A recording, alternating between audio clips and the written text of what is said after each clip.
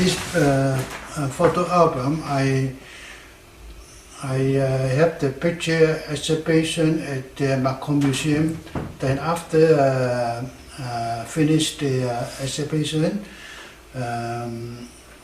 I donated to the McCord Museum. The museum, they make a copy and give it to me, the copy. And I show you, here's the copy.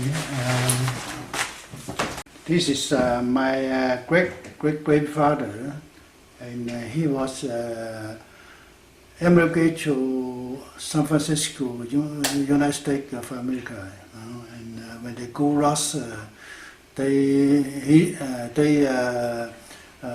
bunch of the Chinese label take the ship. The name of the ship is Five Angle. I think my uncle was 6 or 7 years old, and my father at the time was around 11 or 12 years old. He worked on the farm, and I don't know how he coming back to Montreal. But finally, he went to Boston. Well, before I come to Canada, I don't know, my grandfather was living in Montreal. My grandmother told me he's in Gold Mountain. That's all I know. But where's the Gold Mountain? Who knows? In heaven? Nobody knows. When I came to Canada in 1954, then I came to Montreal. I met one of my grandfather's village friend. He's same age, it's not the same village, but when they was a kid, they meet together all the time. So the old man, he told me, he said, hey, your grandfather was living in Montreal before, I don't know. So he said he was open a laundry at Roy Street. The name of the laundry is Charlie Chain Laundry. That's all the information I know. Then 2 years later, I went to United States, to Boston, to see my uncle. So when I see my uncle, then I found out this picture. That's all. Before that, I don't know. I don't see anything.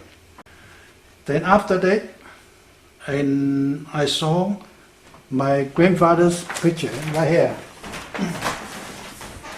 Right here. So it's only this picture left. Beside that, nothing. But my family in here, because I was in Boston, I was in the other province of Canada, I know that time in Canada was full of the British colonial atmosphere. I think Montreal is the best place I chose to live. So I stay in Montreal. Less discrimination. So that's how I start in here for it's more than half centuries.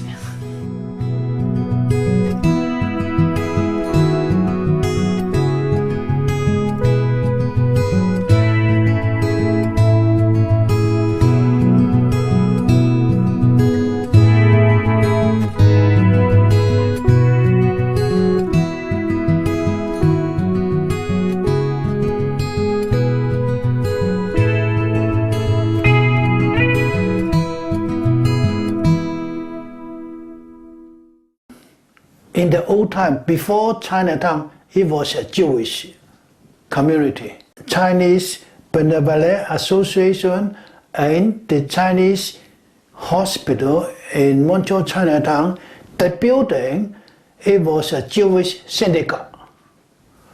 And in the old time, when I come to Montreal, the older Chinese ancestor was told me, hey, you know that? When we was a kid, no money. So when the Jewish pass over and they have to blow out the candle, hey kid, I give you 25 cents, you go to blow out the candle for me. Say, oh yeah, give me 25 cents. Then he go to blow out the candle, Jewish candle. Then they go home. But otherwise, those people on duty, they have to wait until the candle burn out, finished, before they could go home, So that's what happened in the old time in Chinatown. It's like multicultural. But after that, the Jewish people, they move out to Ottoman. Then the Chinese people, they occupy the whole area. But it's only commercial. They still left some building there as a factory, Then in 1967, more or less, 67 or 60, 1967, they tear off the building. This building, why the city they tear off? Somebody campaigned, this is communist occupied, this building. Because we all time should put the posters on the wall. And when we put a big slogan from the roof down to the street, the big slogan, they tear off because they don't let us to occupy this. And this is the owner, this is the rooms, 4-story school building. And the owner, he's belongs to Chinese Freemason. And he's a very good guy to take care of us. And this part, they take it off and only left in here. So to make the street wider, now you can see the street wider is in here. And this is the older bus. And this part of the building now is the CIBC building, the corner. But this building in here, they are organized by the Roman Catholic Church. They receive all those kids who's without the parents living here. That's how the Chinatown in the old time. And this is the store still, this building still there now, okay, you could see. So this part is the older Chinatown. They destroy 40% of the Chinatown in Montreal. This picture is I am organized to celebrate the Chinese National Day, October the 1st. That's the 10th anniversary, 1959. The first such occasional to celebrate the Chinese National Day in the Cold War under the McCord. That time Canada is not recognized the People's Republic of China. So I organized that, and I was a president of the banquet. And of course, lots of people don't like it, and they call the police. So the police surrounded the Chinatown with the police car to block from St. Lawrence Street Boulevard to St. Auburn Street, from Lagos here, east and west, and also from Clark Street and St. Auburn, all blocked. Not allow any car or traffic pass by.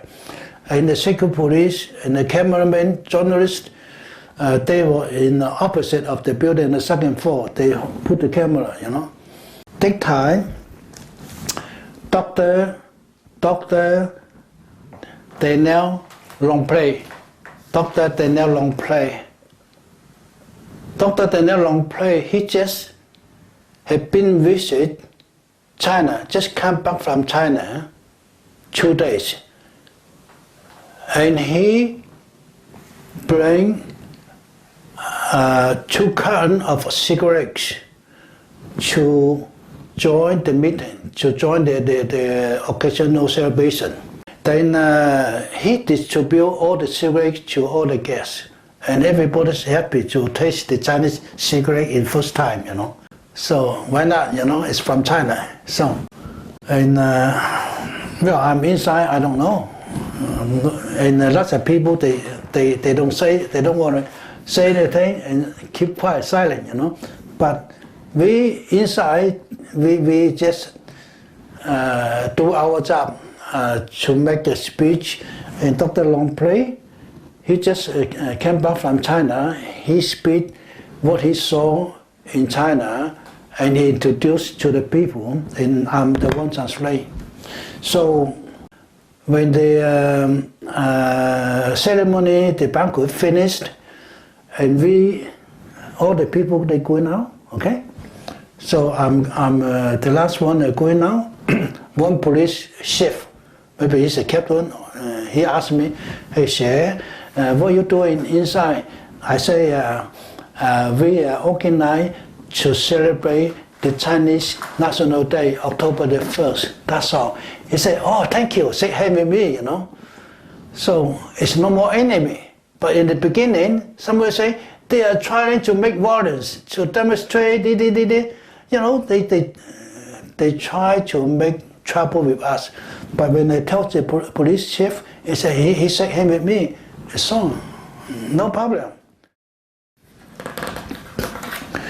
This is the air base camp, air base in St. Gilbert Air Base.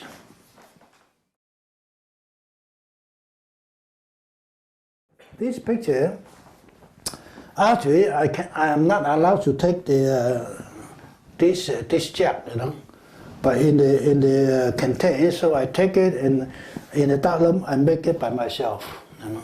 When I was in the St. Gilbert Air Force, I only fly one time.